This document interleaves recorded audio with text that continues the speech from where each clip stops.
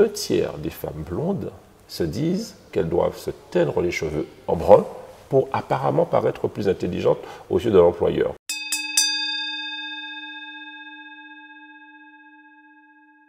Olivier Servat, bonjour. Bonjour. Merci de nous recevoir à l'Assemblée nationale. Vous êtes député de Guadeloupe, membre du groupe LIOT, alors qui est devenu le groupe charnière de l'Assemblée nationale dans cette assemblée un peu impossible à gouverner.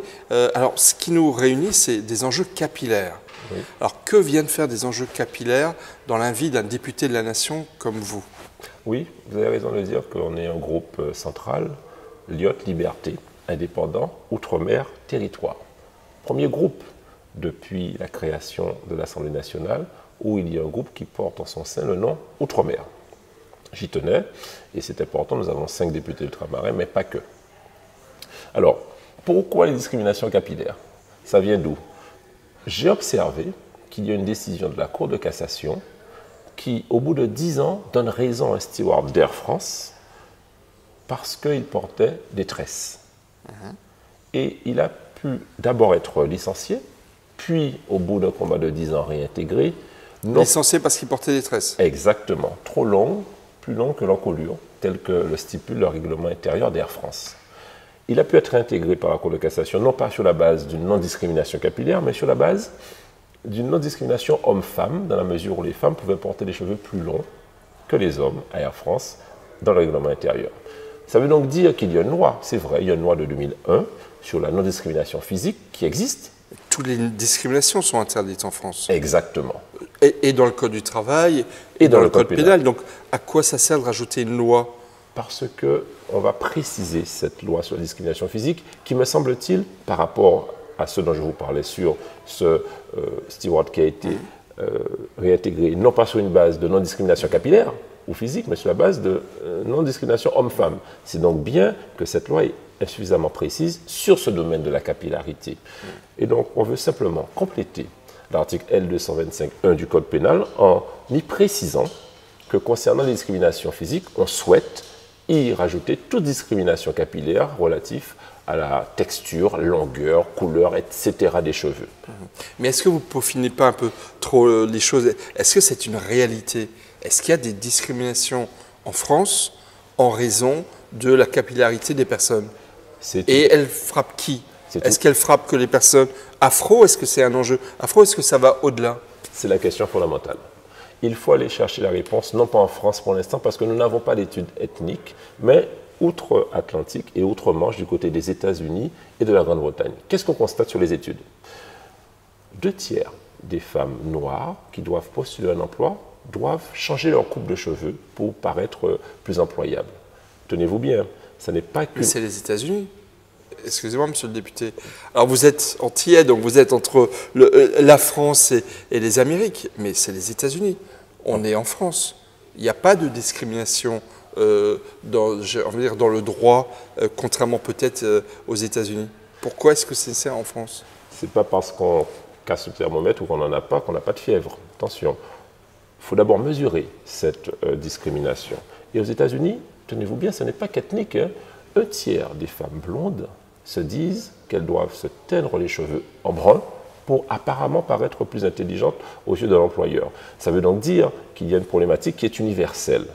Et puis, il y a une problématique, je dirais, aussi de santé publique. Qu'est-ce que l'on observe? Des études de L'Oréal, des études notamment aussi de LinkedIn, que nous avons 3 fois plus de chances pour une femme de développer un cancer du col de l'utérus ou un cancer, je dirais, lié à des fibromes lorsqu'on utilise des produits chimiques pour se lisser les cheveux. Donc, il y a une problématique de santé publique. Oui, ça, il y a des gros enjeux, effectivement, sur les cosmétiques, notamment de femmes de couleur, qui, effectivement, veulent se blanchir la peau ou changer, finalement, leur présentation et qui posent des problèmes de santé publique. Exactement. Et en plus de santé publique, des problèmes économiques. Parce que tout ceci coûte un paquet d'argent, d'aller chez le coiffeur, d'utiliser des produits chimiques qui nous rendent la santé impossible, et puis en plus qui nous coûtent à notre porte-monnaie dans une situation de pouvoir d'achat dégradé. Donc je crois que pour ces raisons économiques, de santé publique et aussi d'estime de soi, Pierre Bourdieu, dans un livre très intéressant qu'il appelle « Les jeunes, les beaux et les autres », dit « Il y a très clairement une problématique en France, cette fois-ci, de discrimination liée à l'apparence capillaire. Et donc, il dit, avec d'autres sociologues, que lorsque quelqu'un est obligé de s'aplatir les cheveux, de se les lisser, c'est comme s'il devait aplatir sa personnalité et donc, finalement, dégrader son estime de soi. On a besoin, je crois, en France, de progresser tranquillement dans l'acceptation de l'originalité. Rassurez-moi, ce n'est pas une initiative wokiste. Non, c'est une initiative universelle. Moi, je suis député législateur. Je défends liberté, égalité, fraternité. Je souhaite que chaque Français puisse pouvoir être lui-même quand il le veut, quand il l'entend, sans être discriminé, parce que je crois qu'on doit un peu progresser dans les mentalités, dans l'acceptation de l'originalité, privilégier le fond, la compétence, l'expérience par rapport à la forme. C'est une initiative d'Olivier Servat, du groupe Lyotte, ou est-ce que c'est une initiative qui va au-delà de votre groupe? Eh bien, figurez-vous que moi, je veux que ce soit une loi transpartisane. Et d'ailleurs, aujourd'hui, je suis agréablement surpris de voir qu'il y a beaucoup de députés, tous bords politiques confondus, qui co-signent cette proposition de loi. Nous en sommes à 25 aujourd'hui, malgré les vacances parlementaires. Des promesses, nous serons à peu près à 35 la semaine prochaine. Et nous considérons que dans les mois à venir, nous serons bien plus nombreux. Ce que je souhaite, c'est que ce soit quelque chose d'universel, de transpartisan et pas de tension, pas d'opposition d'ethnie par rapport à l'autre, parce que, je vous l'ai indiqué, ça concerne toutes les sensibilités et toutes les ethnies possibles.